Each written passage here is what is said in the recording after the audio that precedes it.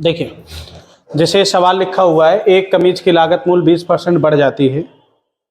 एक व्यापारी कमीज के विक्रय मूल्य को इस प्रकार परिवर्तित करता है कि लाभ प्रतिशत समान रहे। नए विक्रय मूल्य पर कमीज को बेचने से व्यापारी को 10 रुपये अधिक लाभ होता है। व्यापारी का नया लाभ रुपए में क्या है? ठीक है, ऐसे सवालों को देखो करने के लिए कुछ एक कंसेप्ट है, उस कंसेप्ट को थोड़ा सा ध्यान में रखना है। ठीक, तो देखिए कंसेप्ट क्या है समझिएगा थोड़ा सा। मैं इसको ऑफ कर देता हूँ, 1 सेकंड।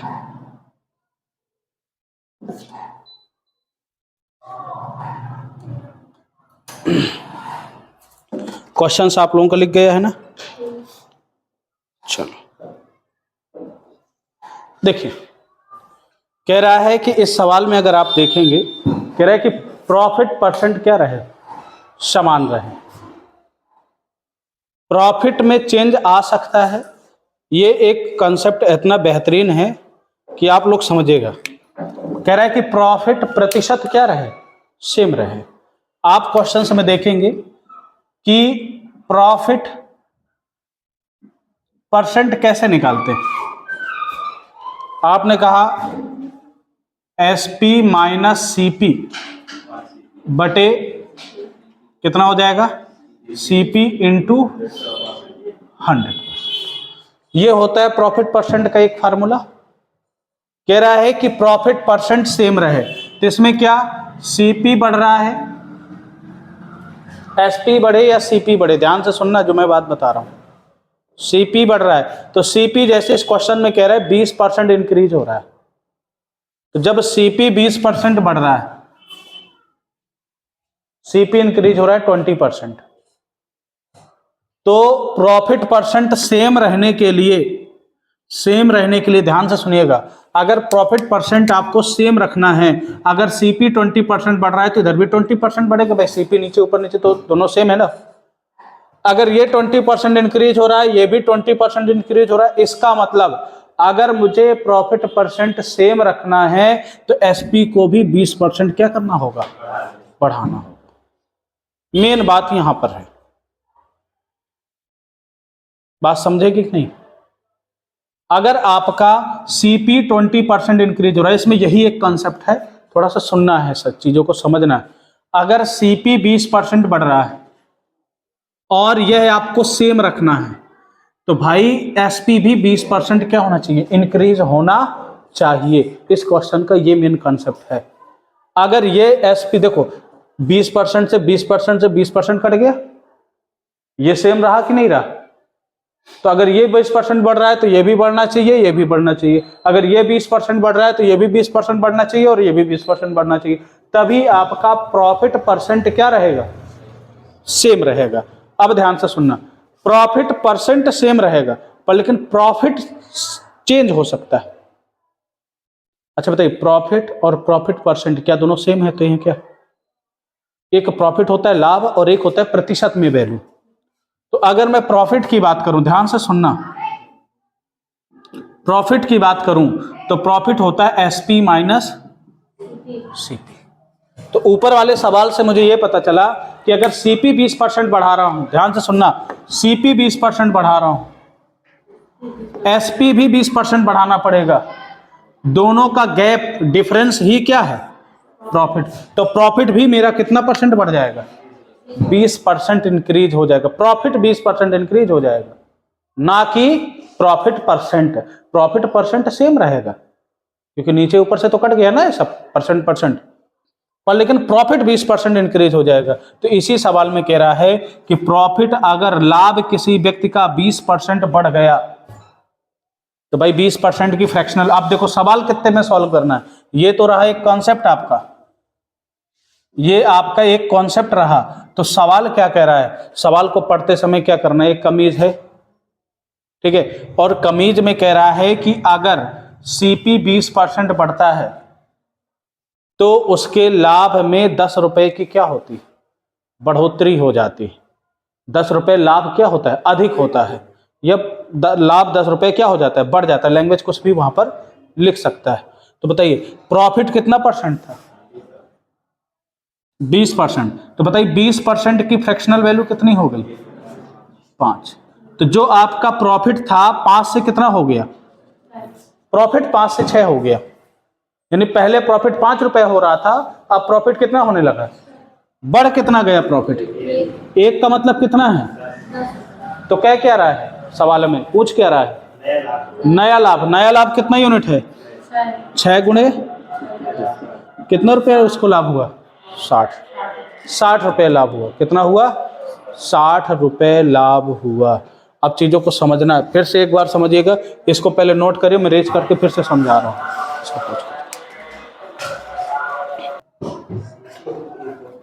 देखिएगा भाई, अब इस क्वेश्चन में समझिएगा, ये भी एक कंसेप्चुअल क्वेश्चन है। जिस प्रकार इसके पहले वाला एक कंसेप्ट था, उसी प्रकार ये भी एक कंसेप्ट है। जब कह रहा है कि एक जैकेट को इतने रुपए में बेचने पर अर्जित लाभ उसी जैकेट को इतने रुपए में बेचने पर अर्जित हानि के क्या है? बराबर है। मतलब जितने रुपए का उसे लाभ हो रहा था उतने रुपए की उसे क्या हो गई? हानि हो गई। उस केस में कह रहा है कि 10% लाभ अर्जित करने के लिए जैकेट का विक्रय मूल्य क्या होगा। अब ये कहानी इसकी अलग है। तो 10% लाभ अर्जित करने के लिए विक्रय मूल्य क्या होगा, तो इससे पहले उसका सीपी निकालना पड़ेगा, कॉस्ट प्राइस। क्या निकालना पड़ेगा कि यार आखिरकार ये बताओ, जो तुम जैकेट लिए हुए हो या मार्कर में लिए हुए हो, इसको खरीदा कितने में था। अगर तुम्हें ये पता चल जाए कि इसको खरीदा कितने में है, और फिर 10% का लाभ लगा के उसे क्या कर दीजिए, बेच दीजिए। जब भी कभी ऐसा केसेस हो, ध्यान से सुनना, सीपी से अगर सेम पर आपको सेलिंग प्राइस कर रहे हो तो यहां पर क्या हो रहा है? प्रॉफिट हो रहा है। और यहां पर भी सेलिंग प्राइस कर रहे हो, बट यहां पर क्या हो रहा है? लॉस हो रहा है। तो सेम लॉस और सेम प्रॉफिट के केस में अगर आपको सीपी निकालना है, क्या निकालना है? सीपी। यानी किसी वस्तु को इतने रुपए में बेचने पर इतने रुपए का लाभ हो रहा है और इतने रुपए में बेचने पर इतने रुपए का हानि हो रही है। तो जो लाभ और हानि है वह दोनों क्या हो? सेम हो। ऐसे केसेस में अगर आपको सीपी निकालना हो तो सीपी होता है इन दोनों का एवरेज।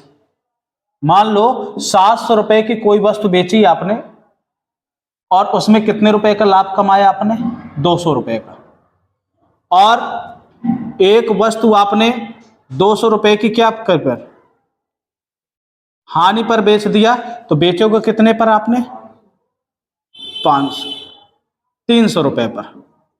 जो आपकी सीपी रही होगी, तो सीपी क्या होती है? मतलब एक एसपी अगर आप उसे 700 में बेचते हो तो 200 रुपए का लाभ होता है, 300 रुपए में बेचते हो तो 200 रुपए की क्या होती है? हानि होती है। तो उस केस में जो आपका सीपी होगा, कॉस्ट प्राइस होगा, वह दोनों का एवरेज होगा। यानी 300 प्लस 700 बटा 2, 7 3 10, 1000। 1000 बटा 2 कितना हो जाएगा? 500। यानी वस्तु का जो कॉस्ट प्राइस रहा होगा वह कितना था? 500 था। इतनी बात समझ में आ गई कि जब भी आप किसी वस्तु को बेच रहे हो, ये सवाल को समझिए, इतने में बेचने पर जो उसे लाभ हो रहा है, इतने में बेचने पर जो उसे हानि हो रही है, तो लाभ हानि दोनों क्या है? सेम है।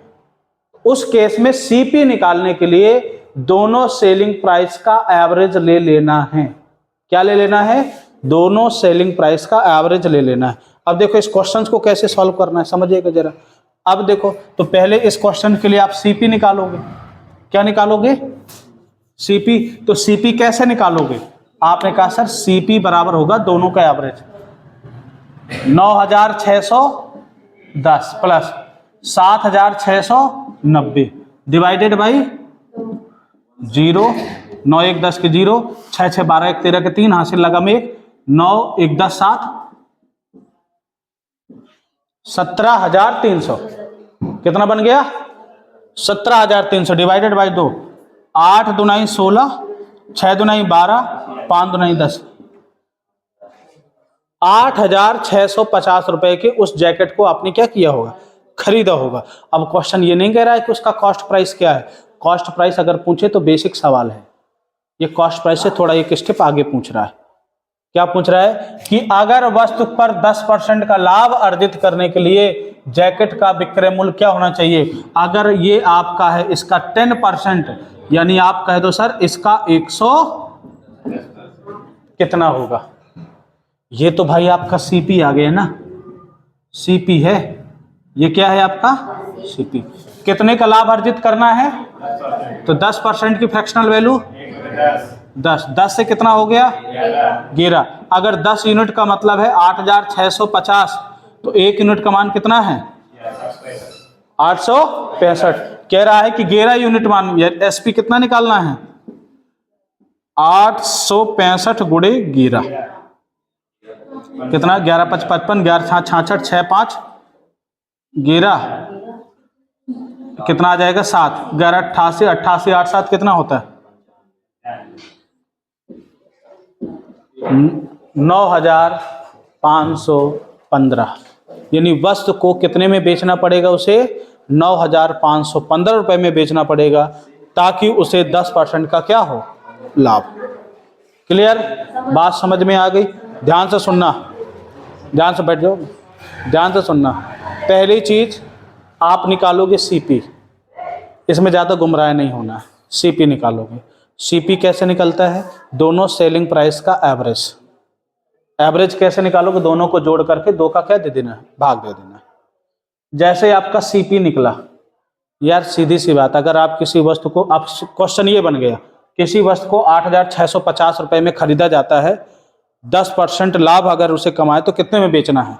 इतने में खरीदा गया, 10% लाभ कमाना है, या तो 8650 रुपए का 10% निकालिए और इसमें जोड़ दीजिए, पहला तरीका, या 8650 रुपए का 110% ले लीजिए, दूसरा तरीका, और तीसरा तरीका ये आपके सामने लिखा हुआ है फ्रैक्शनल वैल्यू से निकाल लीजिए। मर्जी आपकी, चाहे जिससे निकालिए, कोई इसमें दो राय की बात नहीं है। क्लियर? समझ में आ गया आपके? इधर समझ में आया भैया? थोड़ा बहुत आया समझ में? कोई बात नहीं, नोट करो, अब इसे पॉज कर दो। अब देखिए सेम टू सेम उसी वैरायटी का क्वेश्चन है, इसमें केवल मैंने क्या चेंज कर दिया, डाटा चेंज हो गया। यहाँ पर जैकेट की जगह क्या हो सकती थी? कोई भी आपका मेटल हो सकता था, या कोई भी आपकी चीज़ हो सकती थी। जैकेट की जगह मान लो स्कूटर है, बाइक है, मोबाइल फ़ोन है, कुछ भी हो सकता है, XYZ, कोई भी आर्टिकल आपका हो सकता है। अब ध्यान से सुनना, ये वाले क्वेश्चंस में सेम वही चीज़, इन दोनों को जोड़ो, 2 का भाग दो, सीपी निकालो, सीपी का 20% निकालो, उसमें जोड़ दो और आंसर आ जाएगा। भैया आ जाएगा? इसको निकालना और इसको कमेंट में बताना कि इसका आंसर क्या हुआ। ठीक है? अब इस क्वेश्चंस का क्राइटेरिया देखिएगा, इस क्वेश्चंस में क्या लिखा हुआ है समझिएगा जरा। ठीक है? कह रहा है कि एक दुकानदार हानि इतने रुपए में बेचने पर उसे कुछ रुपए की क्या होती है, हानि होती है। अब कितनी होती है डजेंट मैटर। हानि में कोई वस्तु बेचता है, यदि वह इसे 490 रुपए में बेचता है, यानी 455 की बजाय कितने में बेचता, 490 में बेचता, तो उसे हानि की 4 गुना धनराशि क्या होता, लाभ होता। मतलब जितनी उसे हानि हो रही थी उसका 4 गुना उसे क्या हो गया, लाभ हो गया। तो कह रहा है तो इस कंडीशन में पहले तो अभी उसका सीपी निकालिए। जब आप सीपी निकालोगे तभी तो उसके 25% लाभ पर बेचने पर कितने में बेचोगे। पहले किसी वस्तु का क्रय मूल्य निकलना चाहिए कि कितने में खरीदी गई वो वस्तु, फिर उसमें 25% लाभ अर्जित करना है तो कितने में बेचोगे, वो बात की बात है। तो पहले सीपी कैसे निकालते हैं वो समझिए। मेन बात आती है सीपी की। सीपी से अगर आप बेच रहे हो तो प्रॉफिट हो रहा है, प्रॉफिट पर बेच रहे हैं तो सीपी से क्या होगा, बड़ा होगा। तो बड़ा किस में हो रहा है भाई, 490 रुपए पर उसे लाभ हो रहा है, और इस पे लॉस किस पर हो रहा है, 455 रुपए पर। बट यहां पर एक जुगाड़ उसने दे रखा है कि भाई जितने रुपए का उसे लॉस हुआ उसका 4 गुना प्रॉफिट हो गया, खत्म खेल। अगर उसे 1 का लाभ, 1 का 4 गुना क्या होता है, 4 ही होता है। यूनिट पर खेल गए हम। बताइए रुपए में कितने का अंतर है, 35। इसमें कितने का गैप है, 5 का। ये 3 न लिखना भाई, 4 तो इधर चला गया, 1 इधर, तो यूनिट गैप कितना आ गया, 5 के, ये माइनस माइनस ना कर देना, बस आप देखोगे 5 7 35, 1 यूनिट का मान 7, यानी उसे 7 रुपए का लॉस हुआ। कितने का लॉस हुआ उसे? 7 रुपए का। ध्यान से सुनना, 1 यूनिट का मान 7, तो 1 यूनिट का मान 7, तो 1 बराबर कितना? 7 का लॉस हुआ। मुझे बताओ 455 में बेचने पर उसे 7 रुपए का लॉस हो रहा था, तो इसका मतलब उसने खरीदा कितने में था? इसमें 7 जोड़ दो, 462 रुपए में भाई, बस काम ओके हो गया। अच्छा यहां से निकाल लो, 7 चौक 28 रुपए, इससे 28 घटा दोगे तब भी कितना आएगा? 462। दोनों तरफ से लगा सकते, इससे कोई मैटर नहीं करता। आपने कहा यदि किसी वस्तु को 462 रुपए में खरीदा जाता है और 25% के लाभ पर बेच दिया जाता है, तो बेचा कितने में गया उसे? 125% में। और 125% का मतलब है 5/4, या तो 5/4 कर दो, या तो 125% लिख दो, या इतने का 25% निकाल करके उसमें क्या कर दो? जोड़ दो, मर्जी आपकी। आप देखो पहले 2 से कट रहा है, 2 से काट दो, 2 दूनी 4, 2 3 6, 2 करने 2, 5 करने 5, 5 3 15, 5 दूनी 10 बटे 2। भाई इसका आधा कितना होता है? 5 दूनी 10, 2 दूनी 4, गड़बड़ हो गया क्या कहीं? अच्छा 2 7 14, फिर 2 7 14, 1 बचा, 2 5 10, 577.5 रुपए। कितना? 577.5 रुपए में क्या किया जाएगा? उसे एसपी किया जाएगा, सेलिंग पर।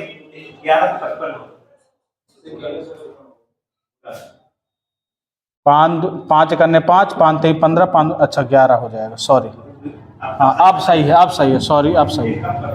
एक कम हो रहा था, वो पूरा का पूरा कट रहा था ना, 5 दूनी 10। 1155 डिवाइडेड बाई 2। 1155 किसका आधा होता है? 577.5 का। कितने रुपए की खरीदी गई वस्तु? 462 रुपए की। 25% लाभ अर्जित करने के लिए कितने में बेच दी गई? 577.5 रुपए की। है सेम टू सेम सवाल, बस इसमें केवल इतना चीज याद रखना। हाँ एक चीज का और ध्यान रखना, जो ये डाटा है अभी ये छोटा डाटा है, इसमें बड़े डाटा भी आ सकते हैं। 3.5 लाख, 6.2 लाख, तो फिर लाख में खेल होने लगेगा। किसमें होने लगेगा? लाख में। इस चीज का ध्यान दे लेना, इसको नोट करो, फिर आगे चलते हैं। 1 by 1 step by step note करिए दोनों। अब ऐसे सवाल आपके एग्जाम में बहुत पूछे जाते हैं।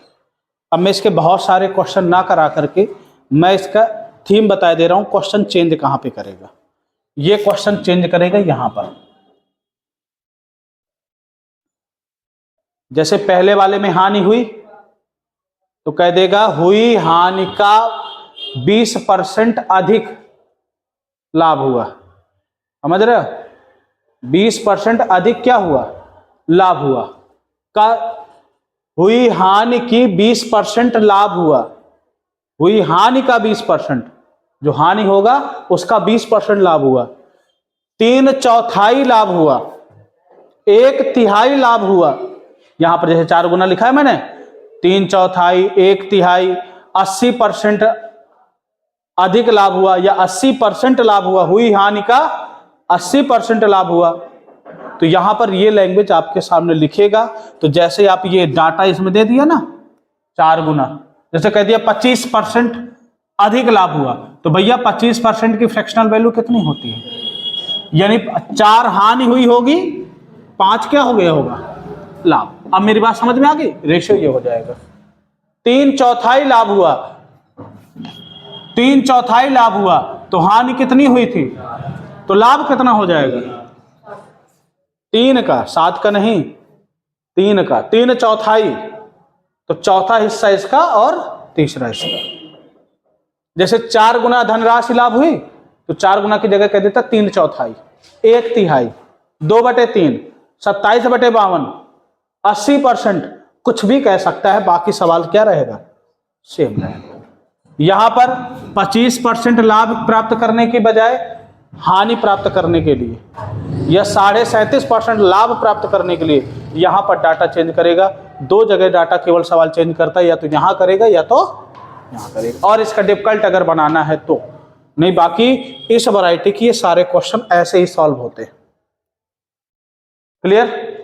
अब देखो सेम हो रहा था ना, जब सेम हो रहा था तो उस समय सीपी कैसे निकाले थे भाई? सेम सेम हो रहा था, गैप करने का कोई जरूरत ही नहीं है, तो सीधा वही जोड़ दिया था, इन दोनों का औसत ही आ गया। सेम नहीं है तो कहानी अलग होती है, बस बात इतनी है। बाकी आप सेम वाले को भी ऐसे ही लगा सकते हो कि जितना, हाँ किसमें सीपी कैसे डायरेक्ट निकाल लिए? सीपी से ही डायरेक्ट, सीपी से हमने सीपी निकाला था, सीपी से ही तो लाभ निकलेगा यार। भाई आप कह रहे हैं कि सीपी पर 10% का लाभ कमाना है तो कितने में बेचेगा, तो सीपी पर ही तो 10% जोड़ोगे आप। जैसे इसमें 25% जोड़ा, अब देखो 25%, देखो 20% लाभ कमाने के लिए आप 3-4 तरीके से लगा सकते हो सवाल। कितने तरीके से? पहला, सीपी का 25% निकालिए, उसमें जोड़ दीजिए, पहला तरीका हो गया, तो आपको सेलिंग प्राइस निकल आएगी। दूसरा, आप सीपी का 125% कर दीजिए तो भी एसपी निकल आएगी। आप सीपी एसपी की पहले स्टार्टिंग वाली क्लास को समझिए तो, जो मैंने लिखाया था पहले ही वीडियो लेक्चर था शायद उसका। तीसरा तरीका क्या है? अगर डाटा डिफिकल्ट है, 25% की जगह 37.5% है, तो उसको कितने में कन्वर्ट करिए? उसको फ्रैक्शन में कन्वर्ट करिए। फ्रैक्शन में कन्वर्ट करने के बाद नीचे वाला क्या हो जाएगा? सीपी हो जाएगा। लाभ कर रहा है तो ऊपर वाले जोड़ दो, हानि कर रहा है तो क्या कर दो? घटा दो, एसपी आ जाएगा। दोनों जैसे मैंने, या मल्टीप्लाइंग फैक्टर से निकालो भैया, कितना? 125%। 125% का मतलब होता है 5/4। ये दोनों सारे तरीके सेम होते हैं, आपको सारे तरीके आने चाहिए। और मैं अभी कह रहा हूं जिनको परसेंटेज में प्रॉब्लम हो रही हो, परसेंटेज के अलग से लेक्चर उसमें 19-20 तो पड़े हुए हैं, उसको आप देख लीजिए, डे बाय डे की क्लास देखिए और उसकी नोट्स बनाइए। देखिए बस नहीं, उसके नोट्स बनाइए। जिस प्रकार से यह एक आपका सवाल इजी जा रहा है और इसके आप नोट्स बना रहे हो ऑलरेडी, लेकिन उस वाली क्लास के आपने नोट्स नहीं बनाए तो उसको लिखिए। मजबूरी है कि मैं इसमें कटिंग इसमें डालनी पड़ती, नहीं वीडियो उसमें क्या हो जाएगा, ज़्यादा लॉन्ग हो जाएगा, दिक्कत होगी, है ना। इतनी बात समझ में आ गई? हाँ, इसको अब समझिए, फिर आगे क्वेश्चन पे चलते हैं। नोट अच्छा देखिएगा भाई, इधर आप लोग देखिएगा पीछे।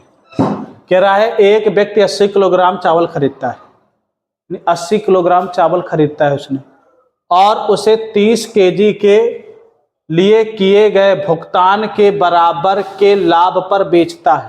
यानी लाभ उसे कितना होता है? जितना वो 30 केजी के लिए भुगतान करता है, यानी उसे पैड करता है। मान लेना है, आपको ये एज्यूम करके चलना है, माना 1 केजी चावल का जो सीपी है वह कितना है?